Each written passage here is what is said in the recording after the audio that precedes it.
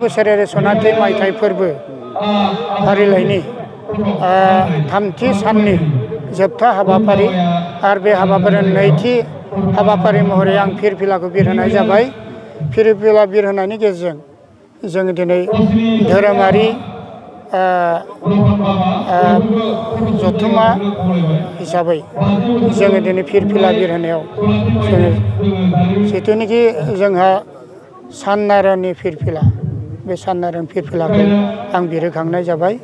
लोगोसे फिरफिला बिरहोनानै जोङो दिनै बयबो दुलाराय ब्रह्म धर्म आफादाव बिथोन होनाय बायदियै जोङो बे फिरफिलाखौ बिरहोनाय जादों आरो बिरहोनानै जोङो साननारायणनि जिथुनिखि फिरफिला बे फिरफिलानि सोमोन्दै जोङो बिबुंथि लाखिनाय जादों।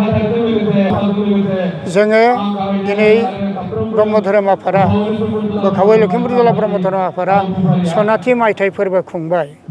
जोङो सनाथि मायथाइ फोरबो खुंनायनि उनाव बोखावै लखिमपुर जिल्ला ब्रह्म धर्म आफादनि गासिबो भक्त आइ बाबामोना जोंनि साननाय हनाय आसार बेबहार आखल आखु धोरोम खुलुमनाय सिबिनाय गासिबो सना बायदि जालांनांगोन आरो राव फाव आखल आखु बेबहार पाति गासिबो बयजोंबो अनजानाय अनसायजानाय जालांनांगोन आरो धोरोम खुलुमनायाबो इयुनाव बयनि गुबुनफोरा बाख्नायनाय बायदियै साबसिन हामसिन खालामलांनांगोन होननानै जोङो बयखौबो बोसोन होनाय जादों। बेहाय जोंनि बोखावै लखिमपुर जिल्ला ब्रह्म धर्म आफादाव गासै 6 गं आनसलिकनिफ्राय नुजाफैनाय जादों। लोगोसे मिरु आफादनि जोंहा आफादगिरि अश्विनी कुमार स्वरियारि आफाबो दं। लोगोसे मिरु आफादनि लोगो नेहाथारि बिनद बिहारि आफाबो दं। लोगोसे खुगा लाइसि आरो बिसम्बि सुजुगिरि आरो मासिगिरि आफामोनबो लोगोसे दं। जोङो दिनैनि फुंनि हाबाफारि जोबनायनि उनाव जोंहा गेवलां मेल दङ 12 बाजिनिफ्राय। बे गेवलां मेल हाबाफारियाव जोङो बयबो जोंनि धोरोमारि भक्त आइ बाबामोना जथुमनायनि गेजेरजों जोंनि धोरोम सान्थौ बिजिरनायनि गेजेरजों जोंनाव जेसेबां गाहाय आलासिफोर लिंहरजानाय हांख्रायजानाय दङ बे आफामोनखौ लानानै जोङो जाफुंसार महरै जोङो बे गेवलां मेलखौ खुंफुंनो सानदों। आरो लोगोसे जायफोर आफामोनखौ जों हांख्रायहरदों बे मेलाव गेवलां मेलाव बे आफामोनखौ जों मान होनायनि गेजेरजों बयखौबो जोङो बिबुंथि लाखिहोनायनि राहा लामाखौ लानाय जादों। जाहाथे आइ बाबामोना बेफोरबायदि बिबुंथिखौ खोनासंनानै जाहाथे बयबो गाव गावनि मोजां बोसोन मोनलांनाय जायो बेखौनो जों आसा खालामनानै नैबे गेवलां मेलनि थांखिखौ जों बेहाय खुंनो।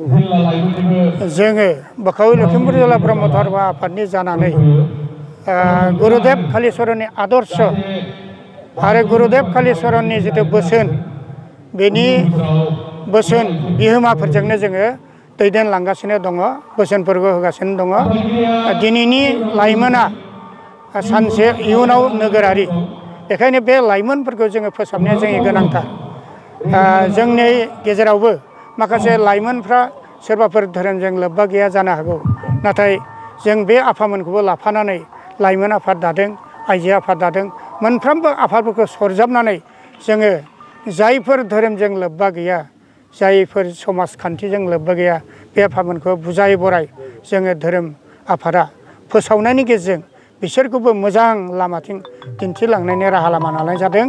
जाहाथे जोंनि बर' समाज जौगानायाव लामा एवस्रांगिरि आफा गुरुदेब कालिचरन बोसोनखौ बिसोरखौबो गनायहोलांनो हागोन आरो आफामोनहाबो आइमोनहाबो लाइमोनफ्रा खोनासंलांगोन होननानै जोङो आसा फारिनानै बेखिनि बिथोनखौ आफामोननो फोरमायनाय जाबाय।